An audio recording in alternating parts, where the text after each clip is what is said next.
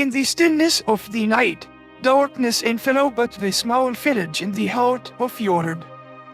The air was heavy with anticipation, as if the earth itself was holding its breath, waiting for something momentous to unfold. It was the eve of April 20th, and for the past few days, an unsettling sense of foreboding had gripped the hearts of the villagers. The warning had come from Mirjana soldo, a visionary renowned for her messages from Our Lady in Medjugorje. Her words echoed in the minds of those who heard them, study indoors, remain vigilant, and above all, do not venture outside during the coming days. The message was simple, but its weight was undeniable. A powerful earthquake, the likes of which had not been seen in generations, was expected to strike the streets of London. A disaster that would send shockwaves through the continent, altering lives in an instant. But there was more, something far darker lurking beneath the surface. Mirjana had spoken of omens figures appearing in churches across Europe, individuals with harmful intentions, who sought to spread division and chaos among the faithful. And so, as April 20th approached, a sense of dread settled over the village. The people gathered in their homes, bringed together, clinging to the faith that had sustained them for generations. They could feel the weight of the unknown pressing in from all sides, but none could have predicted just how close to disaster they would come. Among the villagers was a woman named Claire, a mother of two who had always trusted in the power of prayer. But even she, a devout follower, could not shake the feeling of unease that had taken hold of her heart. As the days passed, she prayed for protection, for peace, and for the strength to face whatever lay ahead. But despite her prayers, a growing sense of fear began to seep into her soul. On the morning of April 20th, Claire walked a strange silence. The usual bustle of the village was absent, replaced by a stillness that seemed to hang in the air. She went to the window, peering at the empty streets, but nothing seemed that of the ordinary. The sun was shining, birds were singing in the trees, but something felt wrong. A heavy weight pressed against her chest, as if the earth itself was holding its breath. Claire decided to go for a walk, to clear her mind. The streets were eerily quiet, the only sounds coming from the rustling of leaves in the wind. She walked aimlessly, her thoughts consumed by the warning. Was it just a rumor? Was there truly any danger, or had fear gripped her so tightly that she was seeing shadows where none existed?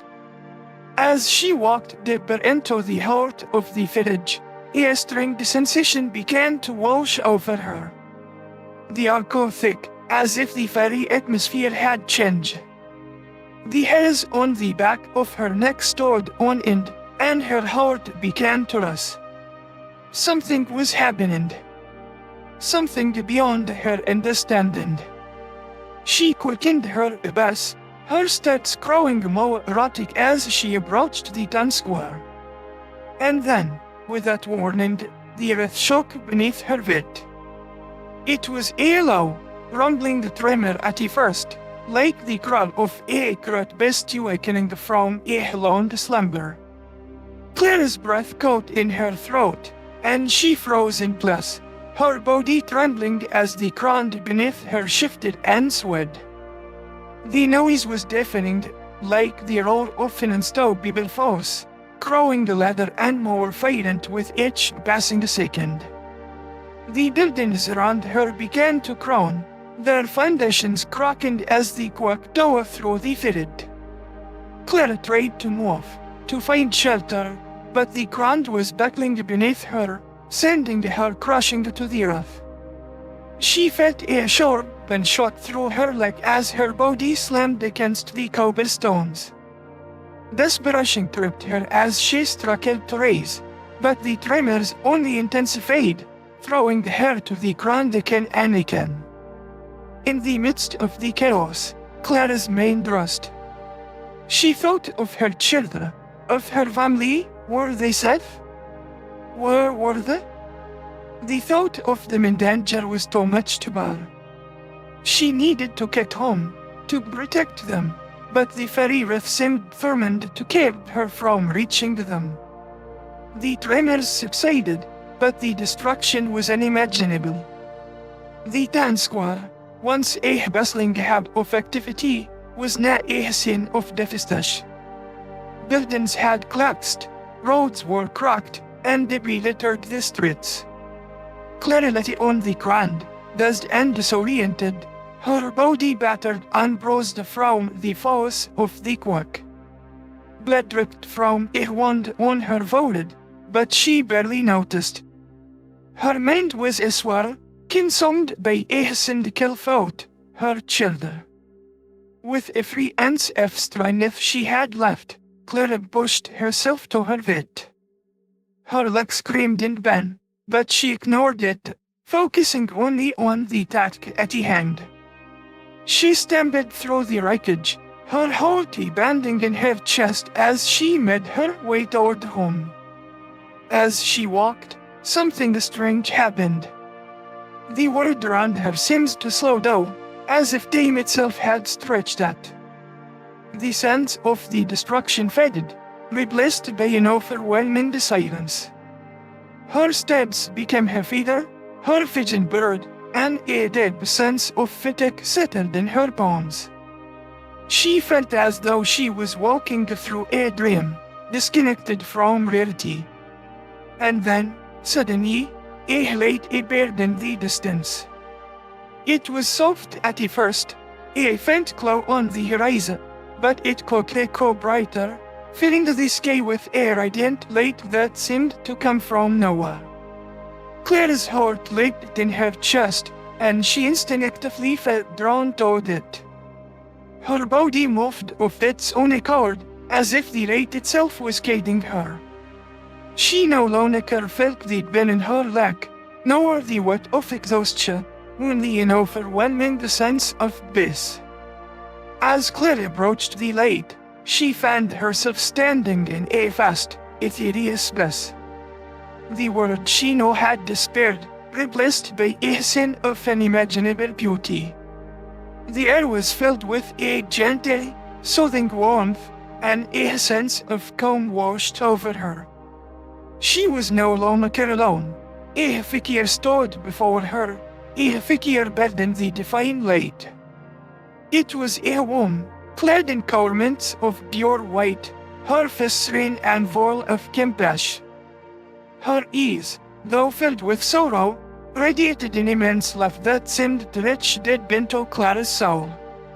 It was Our Lady, the Mother of God. Clara fell to her knees, overwhelmed by the presence of the divine. Tears streamed down her face as she gazed up at the Blessed Mother, her heart filled with a mix of awe, gratitude, and sorrow. "My child," Our Lady's voice echoed, gentle yet firm. "You have been chosen to witness the prayers of this world, to bear the burden of its suffering. But know this, you are not alone. I am with you, and I will guide you through the darkness." Clara's heart swelled with emotion as she bowed her head in reverence. She could feel the weight of the message, the gravity of the warning that had been delivered to the world. The earthquake, the rise of evil forces, these were the prayers that lay ahead, and they would test the very fabric of humanity. But Clara knew, in that moment, that faith would be her shield. The vision faded, and Clara found herself back in the wreckage of the village, her body aching and broken, but her spirit stronger than ever. She could hear the faint cries of her children in the distance, and without hesitation, she moved toward them. As she approached her home, she saw her family, headed together in the doorway, their faces filled with fear and relief. They were safe. Clary embraced her children deeply, tears streaming down her face as she whispered a prayer of thanks. She knew that the road ahead would be difficult, but she also knew that, with faith, they would endure. And in the depths of her heart, Clary carried the message of Our Lady, a message of hope, of love, and of divine protection that would guide her and her family through the darkest days yet to come.